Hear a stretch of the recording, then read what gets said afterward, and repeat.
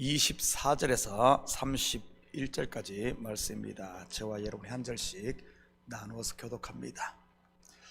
하나님이 이르시되 땅은 생물을 그 종류대로 내되 가축과 기는 것과 땅의 짐승을 종류대로 내라 하시니 그대로 되니라.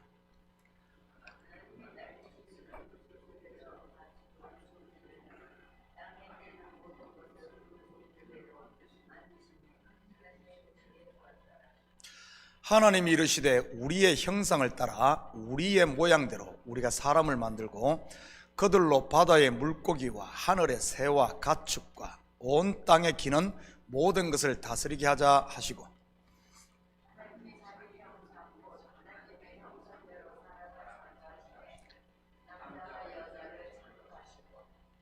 하나님이 그들에게 복을 주시며 하나님이 그들에게 이르시되 생육하고 번성하여 땅에 충만하라. 땅을 정복하라. 바다의 물고기와 하늘의 새와 땅에 움직이는 모든 생물을 다스리라 하시니라.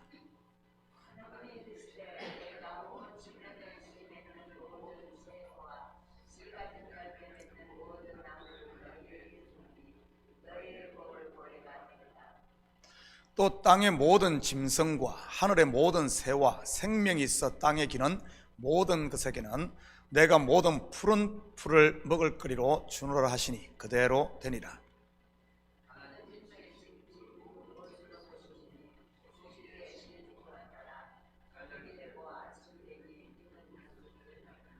아멘. 좋은 아침입니다.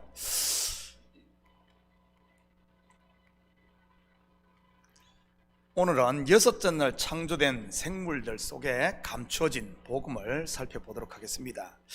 여섯째 날은 육지의 동물들을 창조했는데 크게 네 부분으로 나누어 볼 수 있지요. 먼저는 땅에 기는 것, 땅의 짐승들, 가축, 그리고 사람입니다.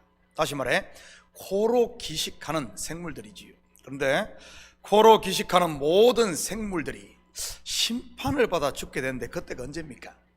바로 노아의 홍수 때입니다. 물론 방주에 탄 생물들과 노아의 가족들은 구원을 받고요. 그렇다면 여섯째 날 창조된 이러한 생물들은 무엇을 말하고자 하는 것일까요? 물론 모든 만물을 하나님께서 창조하셨음에 대한 주권적 이런 의미도 있지만 구속사의 관점에서 말이지요. 성경에서 짐승이나 가축의 가장 큰 용도가 무엇입니까? 먹기 위한 식량입니까? 아니면 반려동물 곧 펫입니까? 요즘 강아지나 고양이들 많이 키우잖아요. 아니면은 쟁기질이나 짐을 옮기는 등 일을 시키기 위한 것일까요? 뭐죠? 성경에서 말입니다. 바로 하나님께 드리는 제물입니다. 물론 이러한 제물은 인생들의 죄를 속하기 위한 대속적 희생 제물인 것이고요. 다시 말해 여섯째 날 창조된 땅에서 난 생물들은 다름 아닌 율법의 저주 아래서 반드시 죽어야 할 우리의 옛사람 본성을 상징하는 것들입니다. 낙타가 짐을 싣고 있는 것 또한 율법의 무거운 짐을 진 인생들의 모습을 보여주는 것이고요. 그런데 재미있는 사실은 대부분의 동물들이 본능에 충실하다는 것 아십니까? 마치 그것들 뇌에 무슨 컴퓨터 칩이 내장되어 있는 것처럼 말이지. 우리들 속에도 본능에 충실한 것들이 있습니다.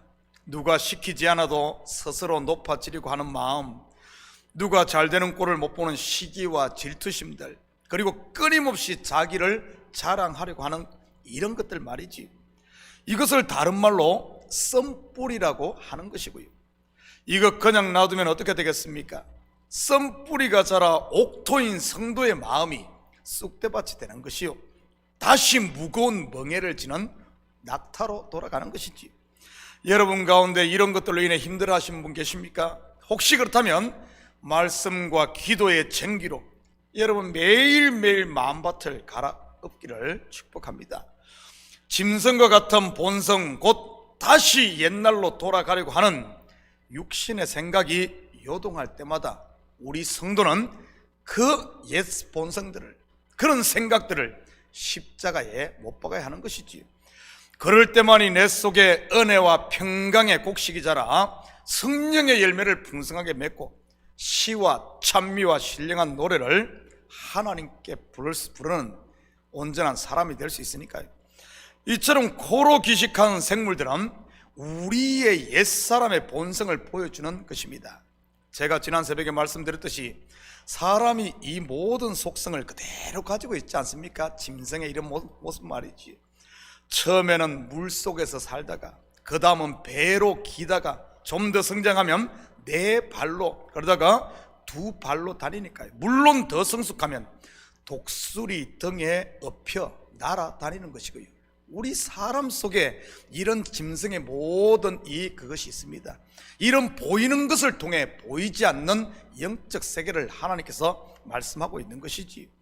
사실 물고기의 상태는 어머니 뱃속에 있기에 태어나기 전 상태인 것이고요. 그래서 노아의 홍수 때 방주에 들어간 거기 보면은 물고기는 포함되어 있지 않습니다. 우리가 일반적으로 생각할 때 물고기는 뭐 물에서 살 수 있으니까 이렇게 생각할 수 있지만 왜 다른 건 다 들어갔는데 그것만 빼놨을까요? 바로 이런 영적인 세계들을 담고 있는 것이지. 그리고 6일 동안 천지를 창조하시고 제7일에 안식한 이야기는 성막이나 출애굽 여정과 연결되어 있다고 제가 말씀드렸습니다. 다시 말해 천지 창조는 단순히 물리적 세상의 창조만을 이야기하고자 하는 것이 목적이 아니라 그 속에 죄인들을 구원하시기 위한 성전의 그림이 들어있다고 했습니다. 그렇다면 성전에서 6번째 만나게 되는 기명이 무엇입니까? 성전에 들어가면 제일 먼저 만나는 것이 번제단, 그 다음이 물두멍, 세 번째가 진설병 떡상, 네 번째가 금등대, 다섯 번째가 분향단, 여섯 번째가 바로 성소와 지성소를 가로막는 휘장입니다. 이 휘장을 지나면 지성소 곧 하나님께서 임재하시는 법궤 위 속죄소가 있고요. 그런데 휘장이 그것을 가로막고 있는 것입니다. 그렇다면 이 휘장의 실체가 뭐겠습니까? 이사야 59장 1절 2절입니다. 여호와의 손이 짧아 구원하지 못하심도 아니요 귀가 둔하여 듣지 못하심도 아니라 오직 너희 죄악이 너희와 너희 하나님 사이를 갈라놓았고 휘장이 막아놓았고 너희 죄가 그의 얼굴을 가려서 너희에게 듣지 않으시게 함이니라. 바로 인생들의 육신에게서 나온 이런 죄인 겁니다. 물론 이 죄를 사하기 위해 예수님께서 친히 십자가에 달려 몸이 찢기시고 죽으셨던 것이고요. 예수님께서 십자가에서 죽으실 때 일어난 중요한 사건 하나가 있습니다. 바로 성소와 지성소를 가로막고 있는 휘장이 위로부터 아래까지 찢겨진 사건입니다.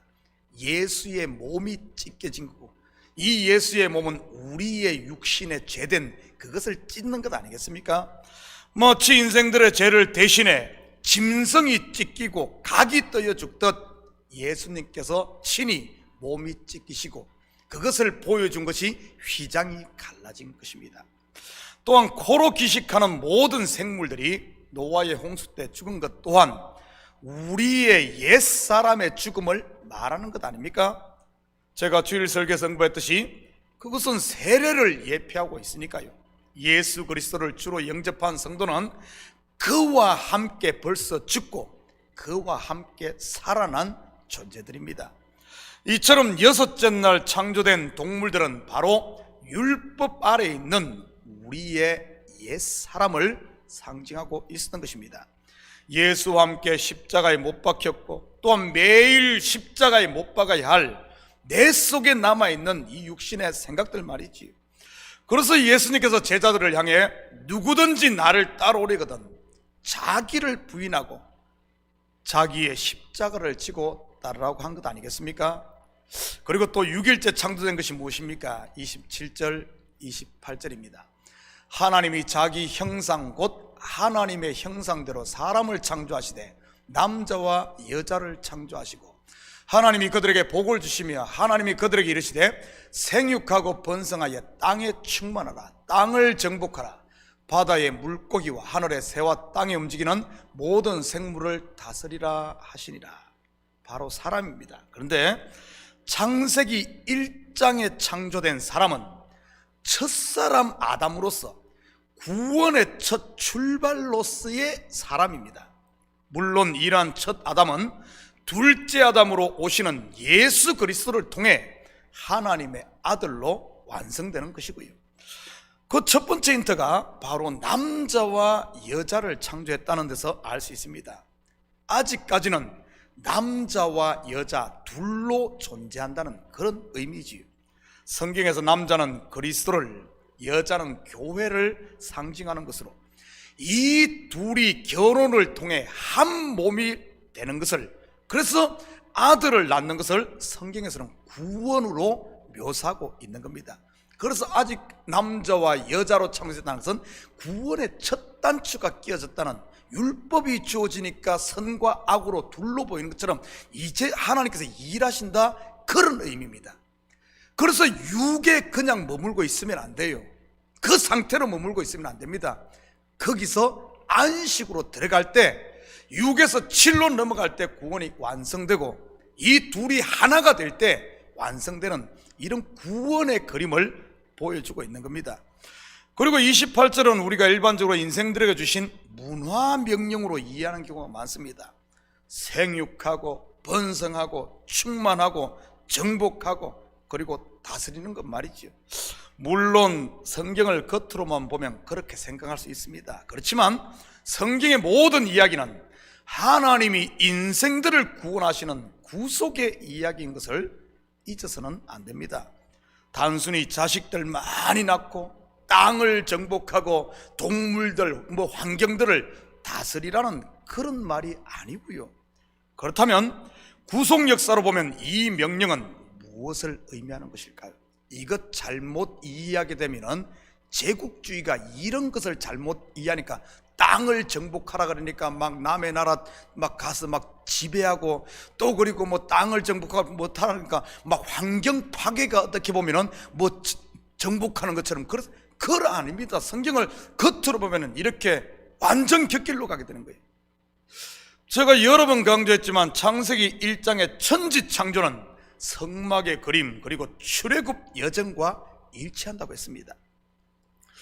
이 의미가 무엇인지 출애굽 여정에서 한번 살펴볼까요?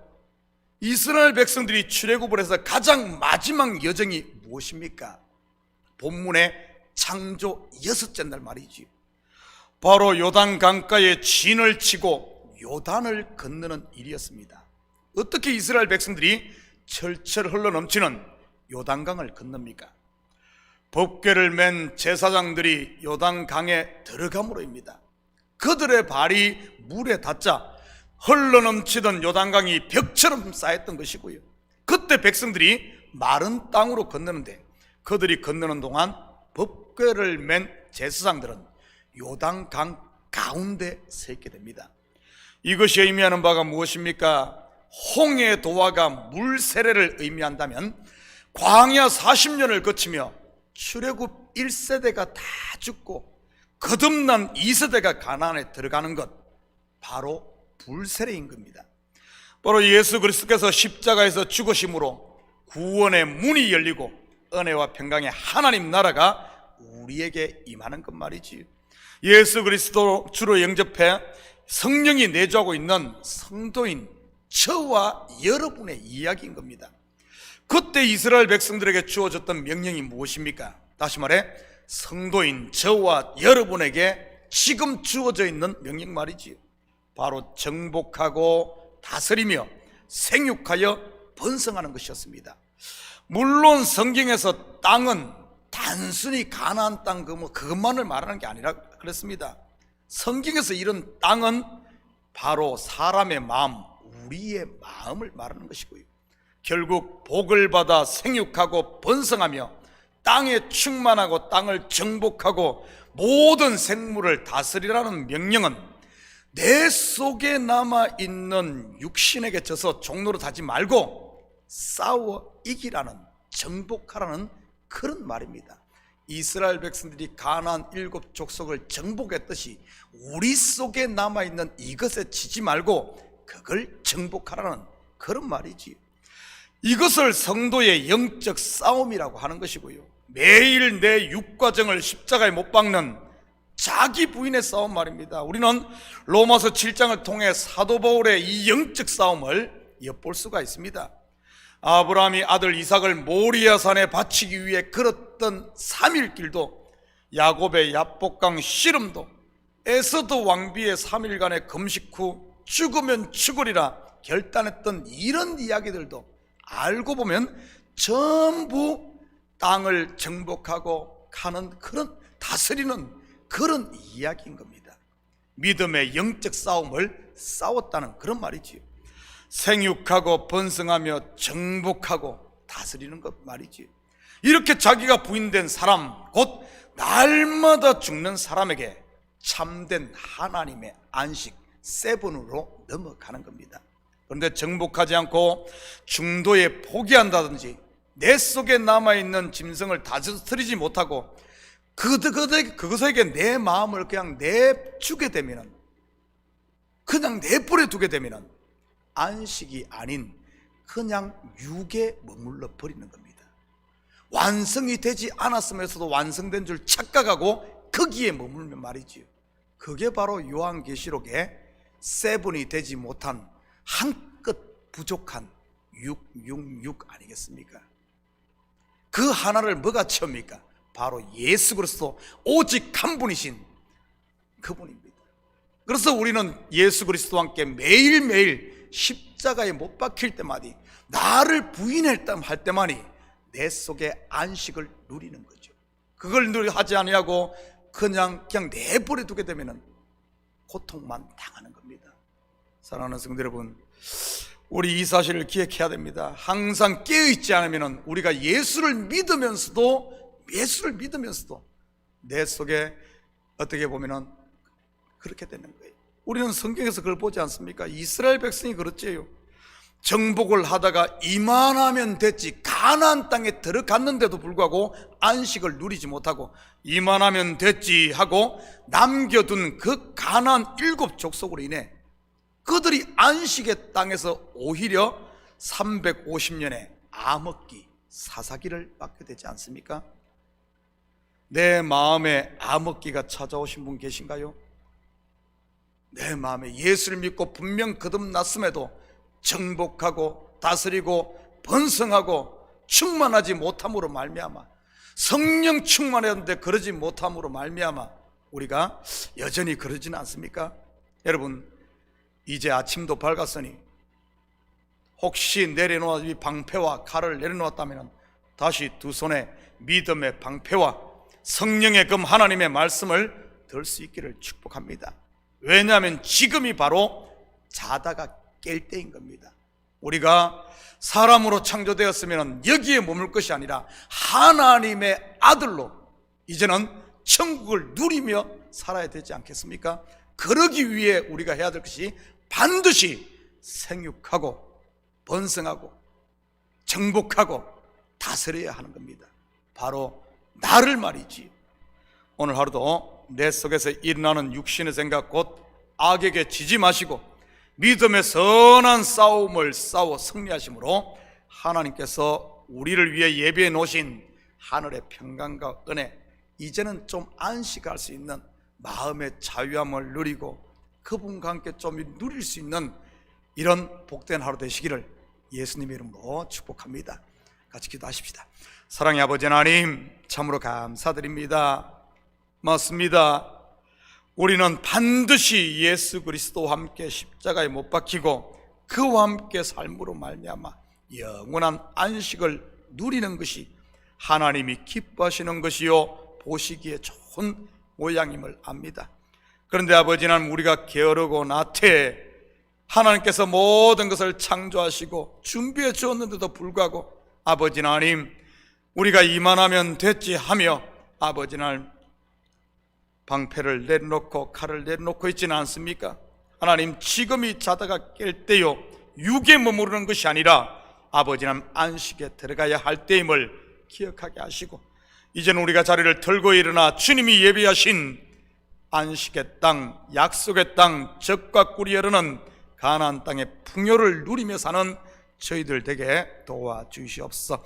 이 새벽도 간구할 때마다 아버지나 하나님, 내 속에 고민하고 실망한 게 있다면 그냥 놔두는 것이 아니라 십자가 앞에 다시 섬으로 아버지 나의 정과 욕심을 십자가에 못 박고 그리스도와 함께 아버지 다시 사는 부활의 하루가 될 수 있도록 축복하여 주시옵소서. 감사드리며 예수님의 이름으로 기도드립니다. 아멘.